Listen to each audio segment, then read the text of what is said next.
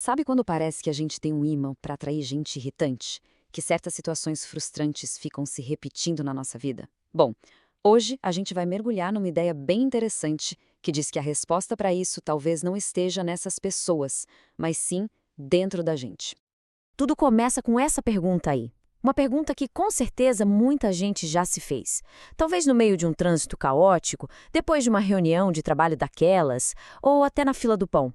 Por que essas pessoas aparecem no nosso caminho? E é aqui que o jogo vira. Porque essa pergunta muda tudo. Em vez da gente apontar o dedo para o mundo e culpar os outros, o foco se volta para dentro. A gente começa a questionar qual é o meu papel nisso tudo. Ok, primeiro de tudo vamos entender como essa armadilha funciona. É um ciclo que se repete e se alimenta de frustração. E olha, reconhecer esse padrão já é o primeiro grande passo para a gente conseguir escapar dele. Esse ciclo é super comum, né? Alguém faz alguma coisa que incomoda a gente e a primeira reação é pensar: nossa, se essa pessoa fosse diferente, tudo seria melhor. Só que aí, pouco tempo depois, aparece outra pessoa em outro lugar fazendo algo parecido e pronto, o sentimento volta e a gente fica preso nesse looping. Certo, então como é que a gente quebra esse ciclo?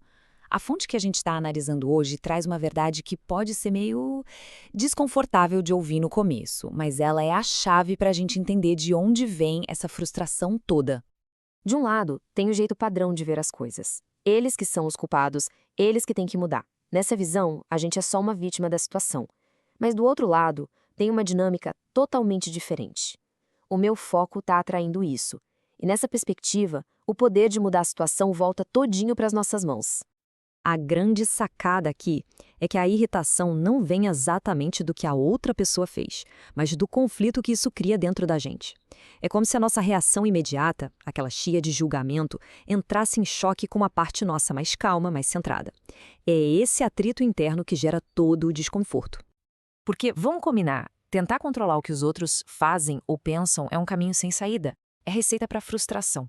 O único poder que a gente tem de verdade é sobre o nosso próprio estado interno, a nossa vibe, digamos assim.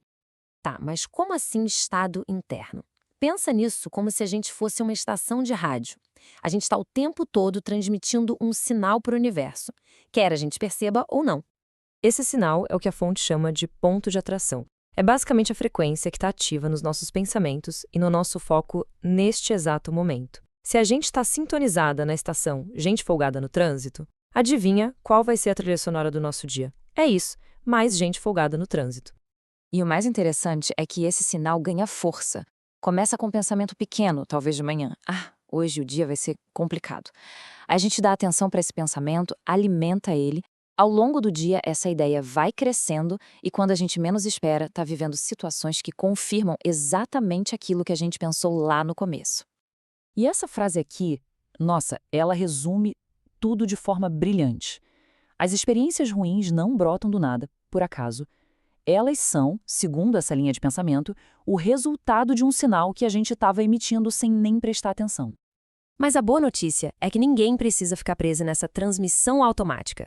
Existem duas saídas bem práticas, dois caminhos claros para a gente encontrar um pouco mais de paz quando a frustração bater na porta.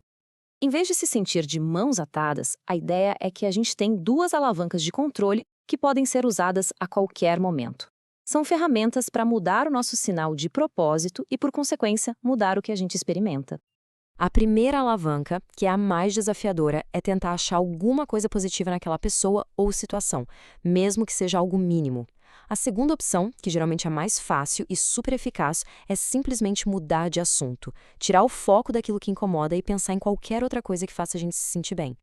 E por que mudar de assunto costuma ser a melhor pedida? Porque, olha, é preciso muito treino para conseguir olhar para uma coisa que irrita a gente sem que a nossa própria energia, a nossa vibração, seja puxada para baixo junto. É quase uma reação automática. Isso tudo nos leva ao grande objetivo: sair do piloto automático, da vida de reação e começar a criar a nossa realidade de forma intencional. É a gente passar de reativo para criador da nossa própria experiência de vida. Aqui a gente vê a diferença gritante entre os dois modos. Criar por padrão é viver apagando incêndio. A gente vê algo que não gosta, reage, se sente mal e atrai mais daquilo. É o ciclo. Já criar por intenção é escolher onde a gente vai colocar o nosso foco, para assim atrair o que a gente realmente prefere. O controle passa a ser nosso. E essa é a grande armadilha de focar só no que já é. É como ficar patinando na lama. Quanto mais a gente reclama e se concentra na situação atual, mais a gente se afunda nela. As pessoas podem até mudar, os lugares podem ser outros, mas o sentimento de frustração continua ali, firme e forte. No fim das contas, a prática não é sobre ignorar a realidade ou os problemas, mas sim sobre escolher conscientemente para qual parte dela a gente vai dar a nossa atenção e a nossa energia. Então fica a reflexão final. Qual realidade está sendo transmitida através dos nossos pensamentos agora mesmo?